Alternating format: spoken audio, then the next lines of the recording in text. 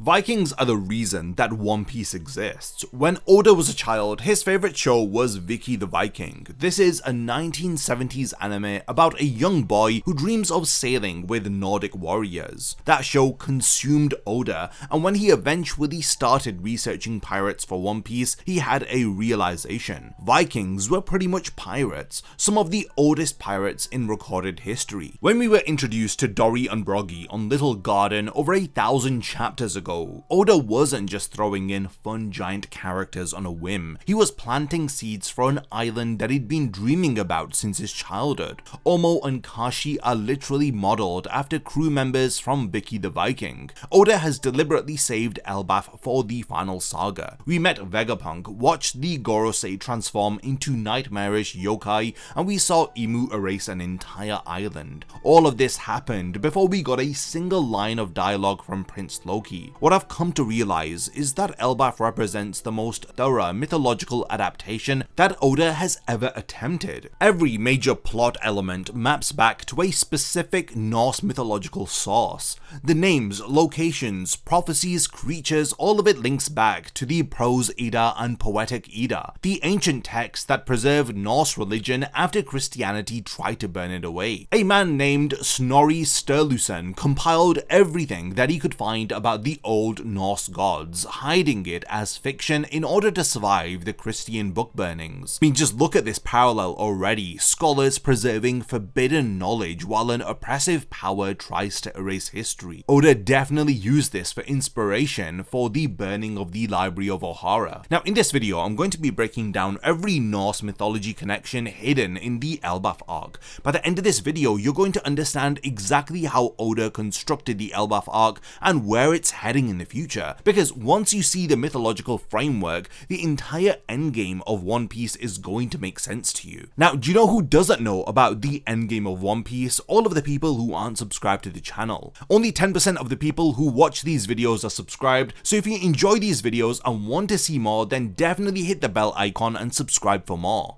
We're beginning with the most obvious connection of all, which is the treasure tree Adam, which is Yggdrasil. In Norse mythology, Yggdrasil is the world tree, an incomprehensibly massive tree that connects all 9 realms of existence. Its branches reach into the heavens, its trunk spans the middle world, and its roots dig down into the frozen depths below. Everything in Norse mythology revolves around this tree. When Yggdrasil falls, that's Ragnarok, that's the end of everything. Now look at Elbaf. The entire nation is built around one colossal tree, the treasure tree Adam, which is so massive that it creates 3 distinct levels of civilization. You've got the underworld sitting at the base, a frozen wasteland where criminals are sentenced and dangerous beasts roam free. Above that is the sun world, resting on the lower branches where most giants live in villages connected by rope bridges. The western town even has what's described as a Midgard motif in its design, and at the very top of the treasure tree is the canopy where lies the heaven world. 3 vertical layers, Asgard above, Midgard in the middle, and Niflheim below. Oda has deliberately linked this back to Norse cosmology. The giants even have technology based around this structure. They use devices called Sava to travel between levels,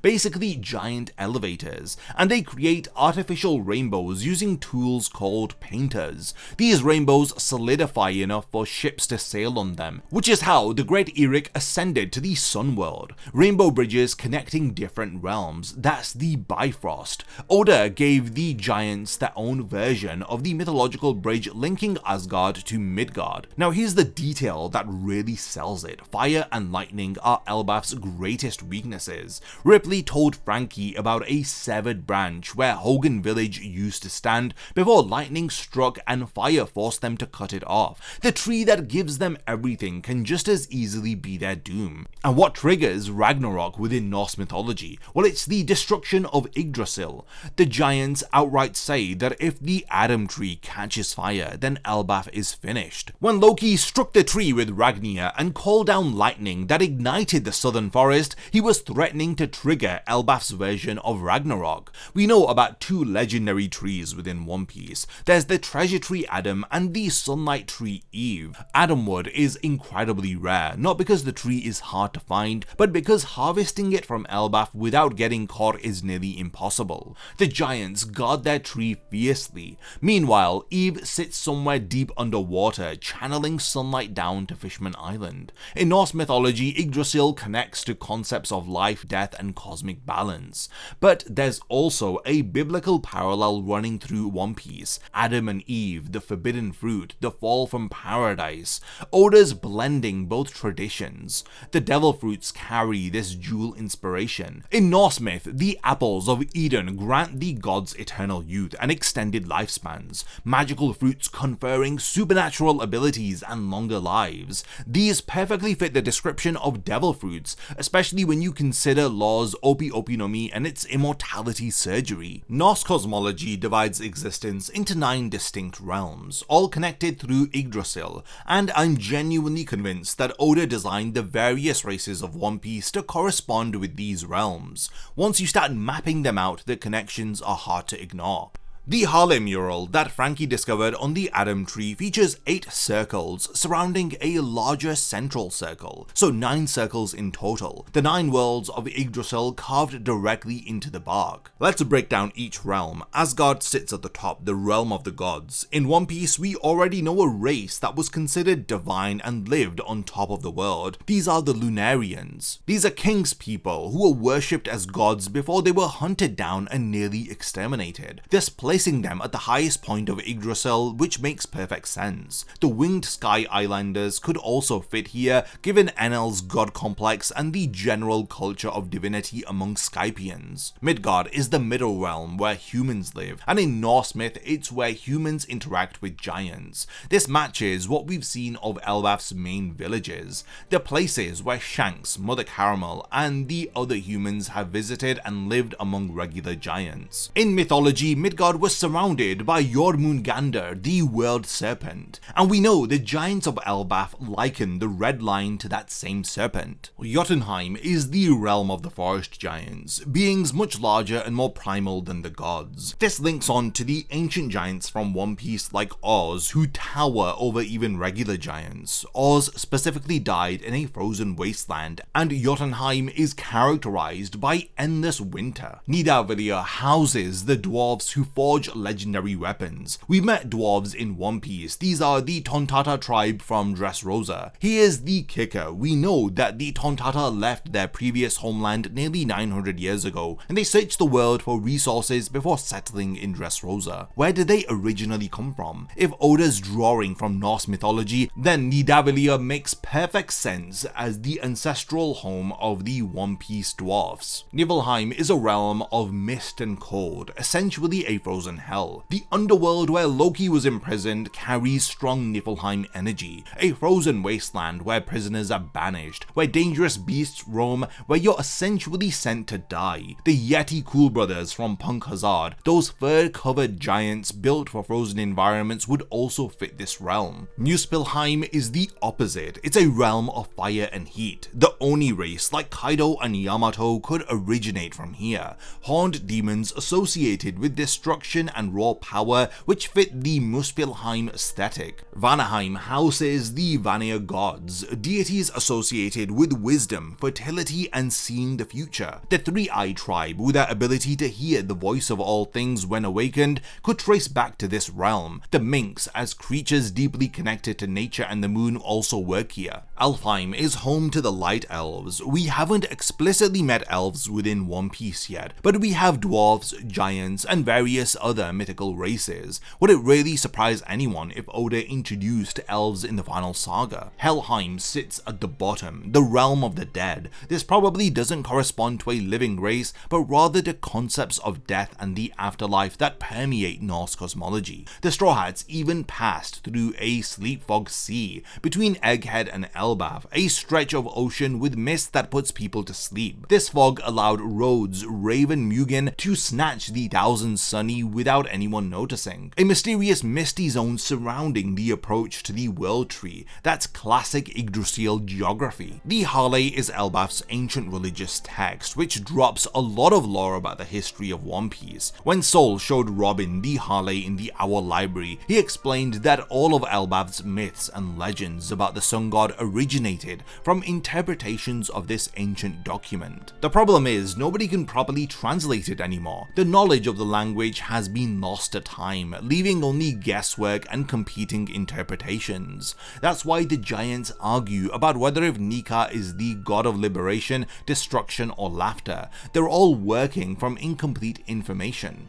The text is written in 3 chapters, and each depicts a different world. The first world describes a unified land where mankind touched a forbidden sun. This triggered a catastrophic reshaping of the world. The text uses religious language. The land was shattered by an earth god, and a great serpent wrapped around the globe. The chapter ends with "they will never meet." This appears to describe a pre-ancient history where all landmasses were connected. Some cataclysmic event involving the sun occurred, and the world was physically torn apart. The serpent wrapping around the world, well, that's the red line being formed. The second world within the Harle text describes an era of dreams, war, and expansion. Different peoples dreamed, conflict spread, and mankind killed the sun and declared itself god. The seas rose, flooding the land. This chapter also ends with "they will never meet." This is the Void Century. The ancient kingdom was destroyed,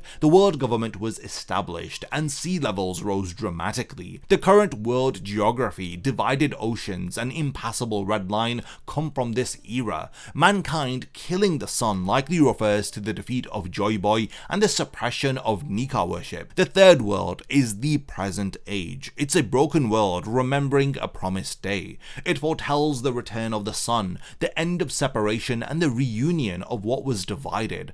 Unlike the previous chapters, this one ends with hope. They will surely meet. The world has been destroyed and reborn twice already. The third world represents the chance to undo both catastrophes, to destroy the red line, reverse the flood, and restore the world as one piece. That phrase finally makes sense in a cosmological context. The One Piece isn't just treasure, it's literally making the world one piece again. Sol noted something important about Nika legends scattered throughout the world. They consistently depict him laughing to a particular rhythm. He imitated the beat and it matched the heartbeat that Luffy produces in Gear 5th. The drums of liberation are more than just a cool sound effect. Shandoran legend and the Elbaf Harle both reference 4 gods who shaped the ancient world. Understanding these deities is important for appreciating Imu's power and the endgame conflict. The sun god Nika appears in the first and third world sections of the Harle. In the first world, the sun god appeared after the enslaved prayed for salvation. In the third world, the sun god dances and laughs, guiding the world to its end. He is a detail that often gets lost in translation. Within the Japanese, sun god is written with quotation marks. This implies that it's a title, a role that gets passed down or reincarnated rather than a literal deity. Joy Boy used Nika's power. Luffy now inherits that same mantle. The sun in the Harle might not even refer to Nika at all, but rather to the forbidden sun or eternal flame that Vegapunk's mother flame was designed to replicate. The earth god only appears in the first world section. The text says the earth god raged and then harnessed the power of a hellflame serpent to shroud the world in death and darkness. This entity shattered the unified land and created the current divided geography. The forest god appears in the second world. The text says the forest god sent forth demons, and given the devil fruit connection to the Eve tree, this might refer to the origin of devil fruit powers. If the Eve tree produced the original devil fruits, and the forest god controlled that process, then the ability to grant powerful devil fruits represents co-opting the forest god's domain. The sea god, also called the rain god depending on the culture, rages in the second world after the sun is slain. The flooding that created the current world geography, rising sea levels to separate the continents, this matches this deity's sphere of influence. The Harle's final line about the third world, "they will surely meet," probably refers to the 4 gods reuniting. After 2 world-ending cataclysms kept them apart, the third cycle will finally bring them together. together. Whether if that reunion is peaceful or apocalyptic remains to be seen. This now brings us to Ymu's name, which likely references Ymir, a primordial being from Norse creation mythology. Before anything existed, there was Ginnungagap, a magical void. From this void emerged Ymir, the first being. Ymir was considered purely evil. All of Ymir's descendants inherited that evil nature. You'll know all about this if you are an Attack on Titan fan. Ymir was eventually killed by Odin and his two brothers, and they used Ymir's corpse to create the world. The flesh became earth, the blood became the seas. Now look at Ymu. This is someone who emerged from the Void Century, a period whose name evokes Ginnungagap, someone considered purely evil by anyone who knows the truth. Someone who has lived longer than probably anyone else in the world. The Gorosei are named after Roman gods. Their transformations are Japanese yokai, but Ymu sits above them all, the primordial evil from which the current corrupt world springs. This is Ymir. And just like Ymir was killed by Odin and his brothers, a trinity symbolizing wisdom, will, and spirit, Ymu will likely be defeated by forces embodying those very concepts. Luffy's inherited will, the wisdom preserved by scholars like Robin, the spirit of freedom that Joy Boy represented. The Elbaf arc revealed how Ymu controls the world's most powerful servants via the Covenant system. The Shallow's Covenant allows Ymu to control individuals within range of Merijo. Those with Shallow's Covenant can disobey when far from the Holy Land. Shanks had this tattoo on his left arm. The Depth's Covenant grants immortality, but it enables control from anywhere. The recipient's body moves according to Ymu's commands regardless of their own will. Harald received this level. The Abyssal Covenant is the highest tier. Both the Depths and Abyssal Covenants are restricted to 13 chosen individuals. The Sea King, the Lord of the Coast, which bit off Shanks' arm, inadvertently freed him from the Shallow's Covenant tattoo, severing his connection to the Celestial Dragon's control. Here is something critical. When Shanks returned to Merijo, he became a devoted blade and assisted Fisher Tiger in helping the slaves escape. The man who would later save Luffy helped spark one of the most significant rebellions in world government history. Harald's situation was different. The Five Elders upgraded his covenant to Depths level. Ymu ordered him to turn all of Elbaf into a country of warriors, so that they could become a fleet for the navy. Harald refused. He would let his people join voluntarily, but he wouldn't conscript his country. That's when the Depths Covenant took hold. His body began moving against his will, and the plan had always been to enslave the giants. This brings us to Prince Loki, who might be one of the most layered mythological adaptations that Oda has ever created. Loki simultaneously embodies multiple Norse figures while carrying one of the most tragic backstories in the series. Loki was born 63 years ago in Orist Castle. His father, King Harald, was away at sea. His mother, Queen Estrid, a woman from the north who studied geomancy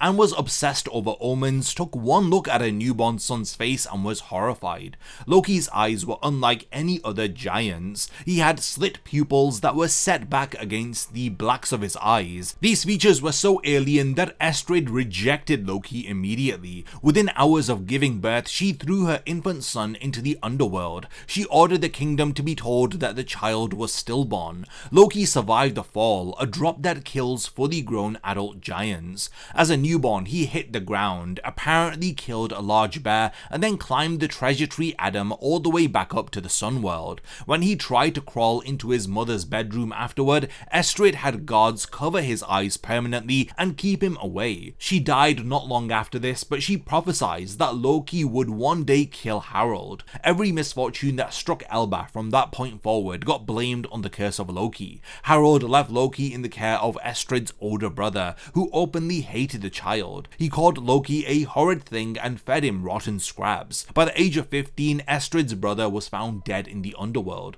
Growing up, Loki directed his rage outward. He attacked villages across Elbaf with packs of wild animals that he'd befriended in the underworld. At age 10, he tamed ferocious beasts that terrified adult giants. These creatures became his Loki's only companions. They were the only living beings that didn't look at him with fear. Loki's despair ran so deep that he attempted to end his life at least once as a child. He threw himself into the underworld but survived with only scratches. He was too strong to die. It was only after meeting rocks that Loki found something to live for. His half-brother Hadrudin tried to stop one of Loki's rampages 48 years ago. The western village had just been rebuilt and Loki tore through it again. The brothers fought as their rivalry spans almost half a century. Here's a mythological detail that makes their relationship even more layered. In Norse mythology, Loki isn't actually Thor's brother. That's a Marvel invention. Loki is Odin's blood brother, a sworn brother through oath rather than birth. The same applies here. Loki and Hadrudin share a father but have different mothers. They're half-brothers bound by blood but raised in completely different circumstances. Hadrudin, the legitimate heir, trained as a warrior, whereas Loki, the cursed prince, was raised on hatred and rotten scraps. The giants were right to call Loki dangerous. He was violent, destructive, and impossible to control, but they never understood why.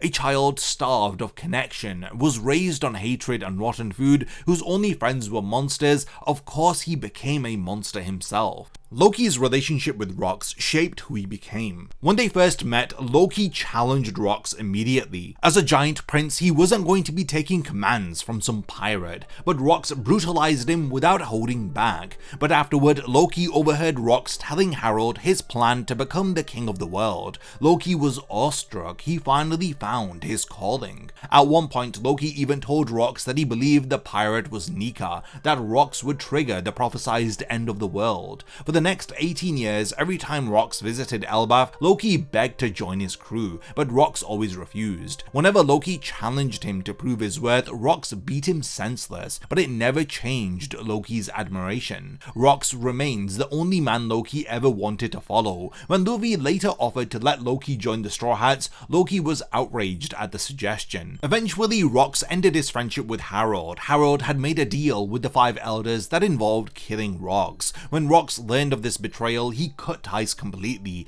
but Loki never gave up hope that the pirate would return. Then Loki learned that Rocks had died at God Valley. He wept openly. The only man that he'd ever wanted to follow was gone. Loki embodies three distinct Norse figures simultaneously, and understanding this helps to reveal the genius of Oda's characterization. First, he's the mythological Loki, the trickster god. In Norse myth, Loki constantly switches sides between the gods and giants, causing chaos wherever he goes. After his role in killing the beloved god Balder, Loki was bound beneath a giant tree as punishment, with venom dripping onto his face for eternity. His imprisonment triggers Ragnarok when he eventually breaks free. Here's a detail that is worth noting. In Japanese, Harald's name sounds similar to Balder. Loki killing Harald, the beloved king, the figure of goodness, directly parallels the Norse myth where Loki's role in Balder's death led to his imprisonment. One Piece Loki was literally chained beneath the treasure tree Adam in the frozen underworld for 6 years. The giants call him the accursed prince and the shame of Elbaf, treating him as a monster whose release will destroy everything.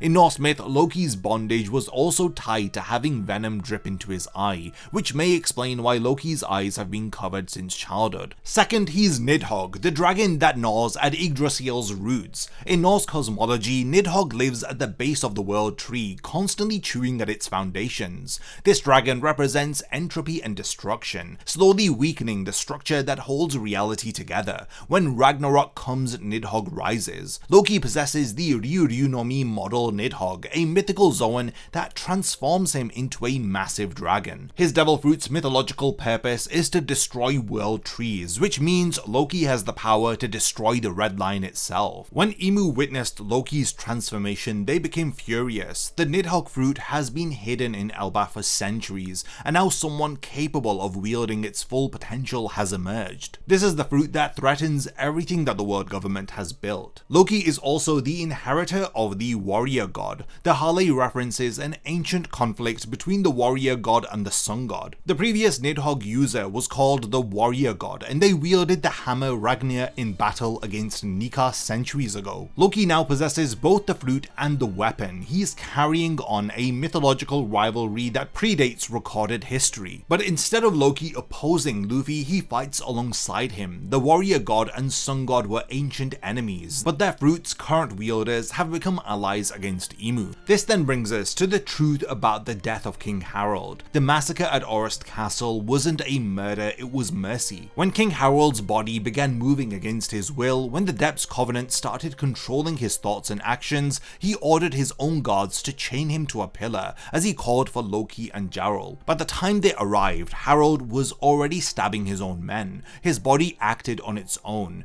Emu's orders were rewriting his personality, as Harald begged them to kill him before he killed everyone else. But his wounds kept healing. The Covenant's immortality had taken hold. Harald revealed everything: the world government's deception, the plan to enslave all giants. He told Loki to eat the legendary devil fruit passed down through Elbaf's royal family, as this was the only thing powerful enough to stop Harald. He wanted Loki to end his suffering and tell the people what really happened. Then Harald's personality shifted completely. He massacred the surrounding gods and announced himself as a vessel for the Great One. No one would leave the room alive. Harald stabbed Jarl in the head with a sword that he'd once given his old friend as a gift, telling him that he could have it back now. Somehow Jarl survived this, and that's where the sword in his head came from. Loki ran for the devil fruit as Shanks and Gaban arrived to help hold Harald back, but Harald's immortality and Supreme King Haki made him nearly unstoppable. The legendary devil fruit was guarded by Ragnir, a sentient weapon that had consumed a squirrel-based Zoan. Previous giants had tried to eat the devil fruit, but Ragnir didn't choose them. When Loki reached it, Ragnir attacked, but Loki fought the weapon, breaking his own hammer in the process. Eventually, Ragnir decided to let him pass as Loki ate the devil fruit. His transformation granted him incredible power. In this new form, Loki confronted Harald and severely injured him, temporarily restoring his father's senses. Harald acknowledged that Loki could use Supreme King Haki. He admitted that the Covenant had influenced his thoughts during the fight, making him feel like a god. Whatever the Nidhogg fruit was, it was powerful enough to counter Emu's control. With moments left before the Covenant retook him, Harald made his final requests. He wanted Loki to finish him. He revealed that he knew about Brewer's village, that Loki had burned it because the elders there had poisoned Ida. Ida deserves some explanation, as she was Harald's true love. She was a giant woman who he had found performing in a circus in the Bunt Kingdom over a century ago. Harald assumed that humans had captured her and destroyed the kingdom in retaliation, but Ida slapped him and explained that those humans had actually saved her life. She scolded Harald for looking down on smaller races just because of his size. This moment changed everything. Harald went on to rebuild the kingdom that he destroyed as he learned from Ida, and he fell in love with her. She's the reason that Harald transformed from an arrogant warmonger into a king who sought for peace. They had Hadruddin together, but Elbaf's laws prevented Harald from marrying someone born outside of the kingdom. When Estrid's village, Brewer's village, poisoned Ida to prevent her from ever becoming queen, Loki burned the entire settlement to the ground. He declared that Ida was the only mother he ever had, the woman who'd shown him kindness when everyone else treated him like a monster. Harald understood. Though it couldn't bring Ida back, Harald was moved by how much his son loved her too. He asked Loki to get along better with Hadruddin. He said Loki had what it takes to lead Elbaf, and he said that he loved him. Loki told his father that he would never forgive him for making him do this, as Loki unleashed a massive lightning attack through Ragnir, infused with Supreme King Haki. Harald was then shattered to pieces. The murder was done out of mercy. The accursed prince freed his father from Emu's enslavement at Harald's own request, and then Loki carried the secret alone for 6 years while the entire nation of Elbaf despised him. But the secret is no longer hidden. When the God Knights launched their assault on Elbaf, Jarl finally made an announcement to the entire nation, partially revealing the truth. He declared that Harald and the gods were killed by the demon, meaning Emu's corruption,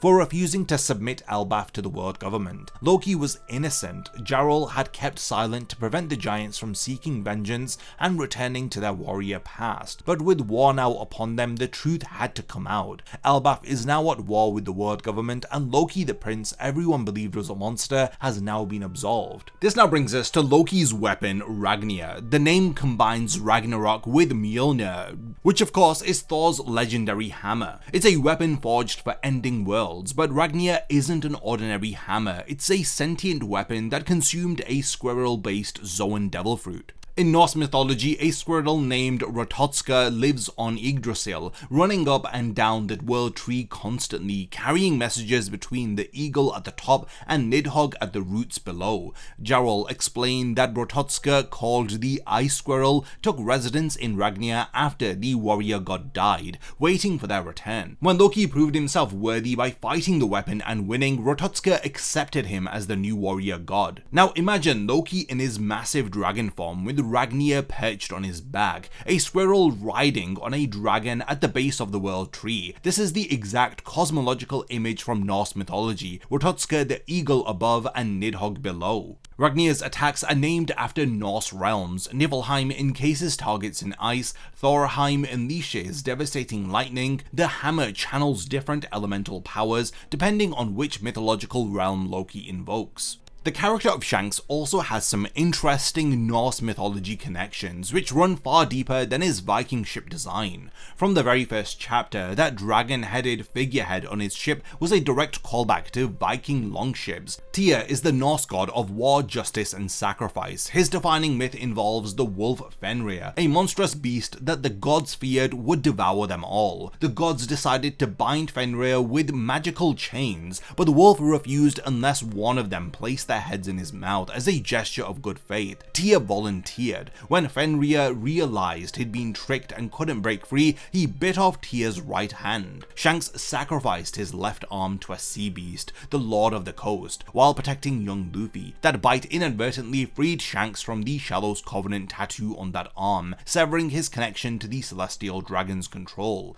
Whether if Shanks knew this would happen remains unknown, but the mythological parallel is undeniable. Tyr sacrificed his hand to protect the other gods from Fenrir. Shanks sacrificed his arm to protect the future sun god. In mythology, Fenrir is Loki's child. The wolf eventually breaks free and kills Odin during Ragnarok. Shanks is the one who defeated and captured Loki 6 years ago, binding him with sea stone chains. Shanks playing the role of both Tyr, who loses his arm to save someone, and the gods who imprison Loki, capturing a dangerous force before it could trigger destruction. There's also the parallel to Odin. Odin sacrificed one of his eyes to drink from Mimir's well and gain cosmic wisdom. Shanks has that distinctive scar over his eye, wounded but not blinded. Shanks stationed himself in Elbaf, protecting whatever secrets the giants hold, possibly including an ancient weapon. Luffy carries his own Odin symbolism. The scar under Luffy's left eye, the one he gave himself to prove his courage to Shanks, this mirrors Odin's sacrifice of his eye for wisdom. Luffy's grandfather Garp has a similar mark on the same side of his face. Dragon has a tattoo covering that area.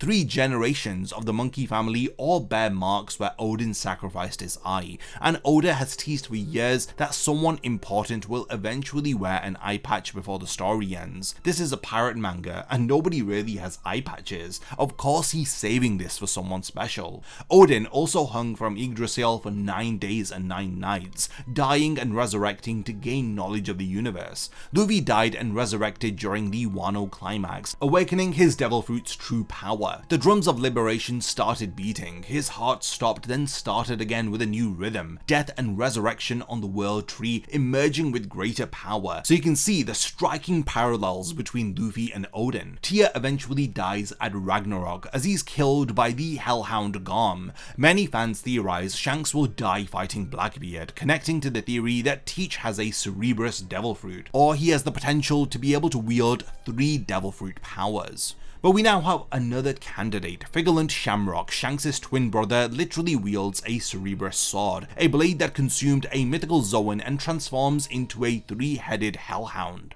Shamrock revealed the twins were born on God Valley during the native hunting competition. Shanks once returned to Merijo. He was on track to become a holy knight himself before he went missing. He ultimately rejected his birthright to live in what Shamrock called the filthy lower world. Shanks chose piracy. Shamrock chose chose the world government. So with this brother versus brother setup happening, if you compare it to Norse mythology, Gorm versus Tyr, then it sets up a future tragedy for Shanks who may die at the hands of his brother. Now coming back to Little Garden, over 1,000 chapters ago, Dorry and Broggy dropped a cryptic line: "Only the great serpent soaked in blood can withstand our attacks." They were describing the limits of Hakoku's sovereignty. This is the combined attack which is powerful enough to slice through anything except one thing: a serpent soaked in blood. Jormungandr, the Midgard serpent, is a sea serpent so massive that it wraps around the entire world and bites its own tail. At the entrance to the Grand Line, ancient stone arches display carvings of serpentine sea beasts. The Red Line is a continent that stretches around the entire world, dividing the oceans and separating the world's peoples. It's red, soaked in the color of blood. It wraps around the globe exactly like Jormungandr. The Harle text mentions a hellflame serpent that wrapped around the world during the First World Catastrophe. Within Norse mythology, Jormungandr awakening triggers Ragnarok. The serpent releases its tail, emerges from the ocean, and the final battle begins. If the Red Line represents Jormungandr, then its destruction would fulfill the same mythological function. Luffy's dream almost certainly involves destroying the Red Line, creating the All Blue, connecting Fishman Island to the surface, reuniting the separate seas, making the world one piece again. In order for this to happen, the world serpent needs to be slain. Ragnarok isn't just destruction. In Norse mythology, it's a cycle of death and rebirth. The old world is destroyed so a new world can emerge from its ashes. The gods die, but new gods are born. The world tree falls, but a new tree will grow. The Harle confirms this pattern exists within One Piece. The world has already been destroyed twice, as we're now living in the third world, a broken world that is waiting for the promised day. Oda has been naming attacks after Ragnarok for years. Kaido's signature technique is literally called Three Realms Ragnarok, an attack that devastates everything across heaven, earth, and sea. The three realms being destroyed parallels the three worlds of the Harle. Gecko Moria's Shadow Asgard technique, absorbing 1,000 shadows to boost his power, references the realm of the gods. Asgard falls during Ragnarok. A villain drawing power from the realm that's destined to burn carries mythological weight. Enel named his attacks after thunder and lightning deities, including techniques referencing Thor directly. Luffy himself uses Thor Elephant Gun and Gomu Gomu no Thor variations. The god of thunder who dies, killing the world serpent at Ragnarok. Oda keeps invoking this imagery around Luffy. Roger learned about all of this at Laugh Tale. He discovered the truth about the Void Century, the nature of the ancient weapons, and the prophecy of Joy Boy's return. The Harle's Third World section predicts that the Sun God will guide the world to its end and bring about the dawn of a new world, destruction which leads to a dawn, Ragnarok leading to rebirth. Luffy will bring the dawn by ending the current world order. The Red Line falls, Mary Jo crumbles, the celestial dragons lose their divine authority, the separated seas merge, and from those ashes a new world emerges where all people can meet freely. The God Knight's invasion of Elbaf represents the corrupt gods making their move, Emu possessing Gunko's body, transforming Dorry and Broggy into demons through Domi Reversi, sending immortal knights to burn the Owl Library. These are the forces of the old order trying to prevent what's coming. The third world ends with "they will surely meet." The gods reunite, the cycle completes, as it seems like the final war of One Piece has truly begun. When Gunko prepared to deal with the remaining Straw Hats, something strange happened. She suddenly experienced a lost memory involving Brook. Before she could pursue this connection, Emu's possession deepened. The truth was then revealed. Gunko is Princess Shuri. Brook knew her, as Shuri's father was Brook's benefactor, the person Brook owed everything to, and Shuri murdered her own father. Brook despised her for that betrayal, but Gunko's memories returned during the battle. The connection to Brook broke through Emu's control. She managed to fight off the possession temporarily and deactivated her own powers, freeing the remaining Straw Hats. Gunko told Brook to run before Emu took over again. Emu then seized control again and attacked Brook directly, demanding to know how he knew Gunko. Additionally, the Elbaf arc has introduced several creatures and characters pulled directly from Norse mythology. Rhodes' pets represent the obvious examples. His giant raven, Mugen, combines the names of Odin's two ravens, Hugin and Munin. In mythology, these ravens fly across the world, gathering information and whispering it into Odin's ears. Mugen carrying the Thousand Sunny to Rhodes' castle parallels ravens bringing treasures to their master. Rhodes also keeps a giant snake named Hillmonger, almost certainly named after Jormungandr, the MMA nightmare creatures that Killingham manifested using his Kirin devil fruit, pulled extensively from Norse monster mythology. When the children at Walrus School drew their greatest fears, they drew Loki, Nika, wolves, serpents, ghosts, and storms. Killingham's power brought all of them to life. Fenrir appears as a giant wolf. In mythology, like we've mentioned, Fenrir is Loki's monstrous offspring, the beast that bit off Tyr's hand and is destined to devour Odin at Ragnarok. The Draga show up as undead warriors, essentially Norse zombies, corpses animated by dark magic that guard treasures and attack the living. Loki destroyed one using Niflheim, encasing it in ice. There are also various bird-like creatures that appear, which could reference Hrisvolga, a giant eagle that sits at the top of Yggdrasil and creates wind by flapping its wings. Hadrudin's ship is called Naglfar, which in Norse mythology is a ship made entirely from the fingernails and toenails of the dead. In the original myth, Naglfar is prophesied to carry monsters, including Loki himself, to battle the gods during Ragnarok as the waters rise. The fact that Hadrudin's crew sails on a ship named after the vessel of the apocalypse, and that Ymir plans to flood the world again,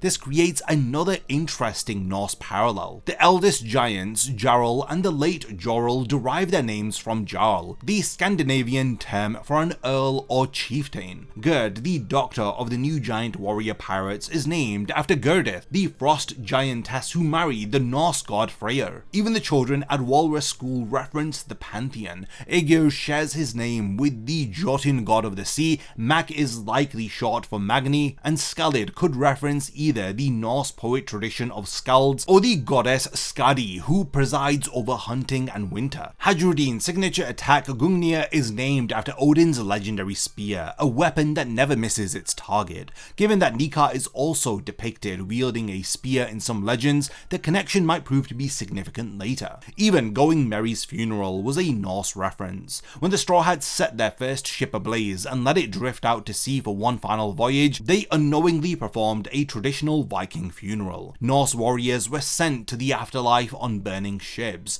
Oda gave the Going Merry a proper Viking send-off. The Winter Solstice Festival from Big Mom's flashback carries deep Norse religious significance. The giant feast on Semla, a real Swedish pastry traditionally eaten before Lent, before 12 days of fasting in honor of Nika. The Semla tradition and the solstice timing both connect to actual Scandinavian customs. Vikings held festivals around the winter solstice, making offerings and celebrating to ensure the sun's return. Then there is the term Haki. This is the name of an actual Viking warlord. In the Nordic sagas, Haki was a powerful sea king, a chieftain who commanded fleets and conquered through sheer force of will. The Japanese word Haki means ambition or willpower, so linguistically the connection works, but knowing that a Norse warrior named Haki existed adds more depth to this name. The term Sea King in Viking culture referred to chieftains. These were the lords of the ocean. One Piece has Sea Kings too, though they are massive monsters rather than rulers, but the terminology carries similar weight. Supreme King Haki gained crucial importance in the Elbaf arc. Gaban revealed that attacking with Supreme King Haki makes the God Knights retreat. When the Roger pirates kept fighting off Holy Knights who came to reclaim Shanks, they discovered that Supreme King Haki is able to counteract the Divine Covenant. Loki possesses Supreme King Haki, Luffy obviously does. We recently learned that Zoro has unknowingly been using it for hundreds of chapters, which means that we have 3 Conqueror's Haki users on the same battlefield, all fighting against the forces of Emu. Now, what can we predict knowing all of these connections between Norse mythology and One Piece? Well, certain developments are going to be very likely. The Red Line will fall, Jormungandr dies at Ragnarok, and Thor dies killing it. The serpent soaked in blood must be destroyed for the new dawn. An ancient weapon likely sits hidden in Elbaf. Mimir's Well in Norse mythology is the source of wisdom located in Jotunheim, the realm of giants.